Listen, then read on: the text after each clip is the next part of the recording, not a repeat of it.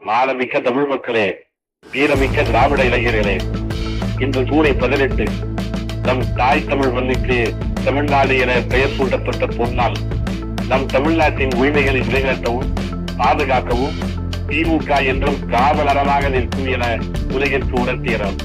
ஊழிய உரிமைகளுக்கும் மாநில உரிமைகளுக்கும் நாம் இட்ட அடித்தளத்தை சரியாக பயன்படுத்தி தம்பி ஸ்டாலின் அவர்கள் அநீதியான தொகுதி மறுவரையறை நீட் போன்றவற்றை எதிர்த்து இந்தி திணிப்பை தகர்த்து தாய் தமிழ்நாட்டை காத்து வருகிறார். நம் இன பகைவர்களிடமிருந்து நம் தமிழ்நாட்டை காப்பது நம் கடமை. நாம் ஒருமித்து எழ வேண்டிய தருணம் இது. நாம் ஒன்றிணைந்தால் நம்மை எவனாலும் வெல்ல முடியாது.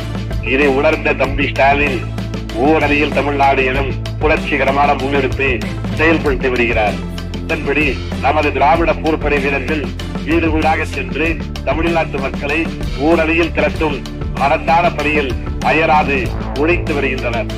தமிழ்நாட்டின் மண், மொழி, மானம் காக்க ஓரணியில் தமிழ்நாடு என அறிந்திருவோம். தாய் கூட்டத்தை வெல்வோம். தமிழ்நாடு போராடும், தமிழ்நாடு வெல்லும்.